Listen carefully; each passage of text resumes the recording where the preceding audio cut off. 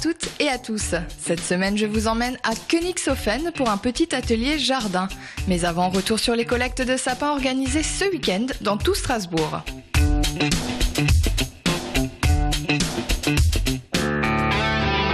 De 100 sapins collectés il y a 7 ans, près de 1200 ce week-end au Neudorf.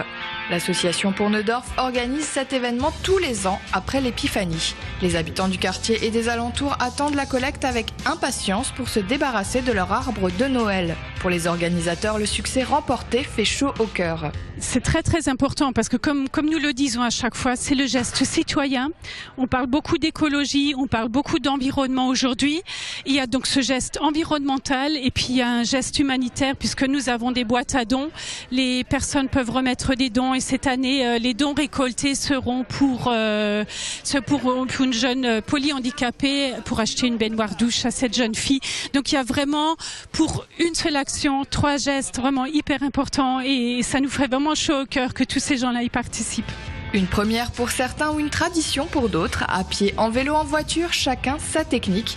Mais l'émotion reste la même au moment de se séparer de son sapin. On fait toujours cette démarche de le déposer dans les endroits de collecte. Donc voilà, pour nous c'était naturel. Parce que ça permet qu'il soit recyclé, ça permet que, voilà, c'est un sapin, c'est toujours un acte. Pour moi, je trouve que c'est toujours un acte envers la nature de pouvoir après le réutiliser et puis pas simplement en faire une consommation, juste pour les moments de Noël et qu'on puisse le réutiliser après. Je trouve que c'est bien. Les bennes se remplissent en quelques minutes et sont ensuite acheminées au centre de compostage au sud de Strasbourg. Là, les sapins seront recyclés.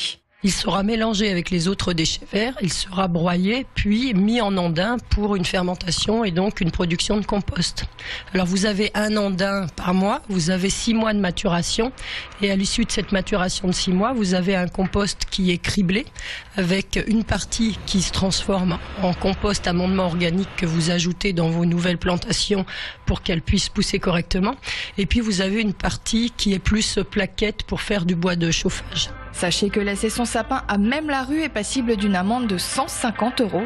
Alors si vous n'avez pas encore réussi à vous séparer de votre arbre de Noël, ne tardez pas. Quelques collectes sont encore organisées ce week-end. Il vous reste jusqu'au 31 janvier selon la tradition pour le recycler.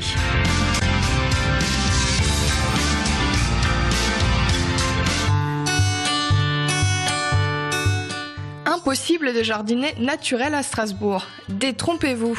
Le centre socioculturel Camille Claus et le Cine de Bussière se sont associés pour proposer aux habitants de Königshofen des ateliers jardinage depuis novembre. On a monté un projet qui s'appelle Quartier libre pour la nature, auquel on a répondu et qui du coup nous permet de mettre en place des ateliers le samedi pour les habitants. J'ai envie de dire des habitants qui se sentent un peu éloignés des questions d'environnement et de jardinage.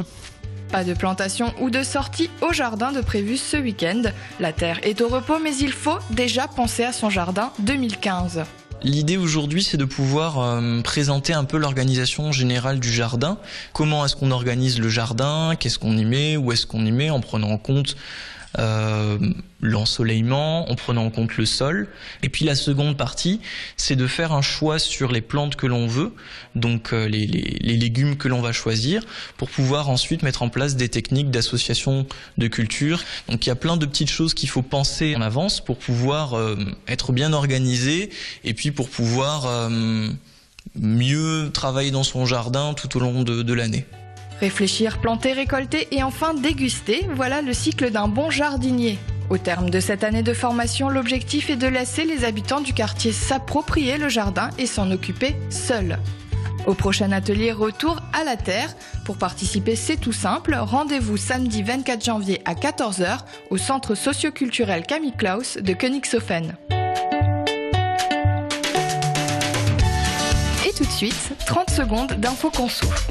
L'hiver, c'est le froid, les gerçures, le rhume, le gel, bref, la galère. Ajoutez à cela une explosion de votre facture énergétique et ça y est, vous détestez cette saison pour toujours. Au classement des plus grands consommateurs d'énergie de votre logement, on retrouve l'eau, les appareils électriques et en tête de liste, le chauffage. On applaudit bien fort nos très chers radiateurs qui remportent la première place sur notre facture. Mais la hausse du coût de l'énergie n'est pas le seul coupable. Pensez-vous avoir tout mis en œuvre pour garder la chaleur chez vous? Aujourd'hui, plusieurs solutions existent, meilleure isolation, analyse de déperdition de chaleur ou triple vitrage. Bref, plus d'excuses pour que votre maison ne ressemble plus à un igloo.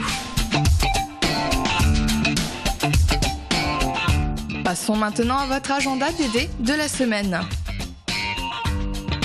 En hiver, l'Alsace et la Basse-Zorn deviennent un véritable Eldorado pour les oiseaux.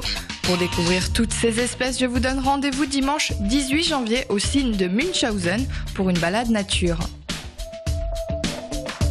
Pour les plus sportifs d'entre vous, je vous propose la marche populaire à Menshofen dimanche 18 janvier. Le soleil devrait être au rendez-vous.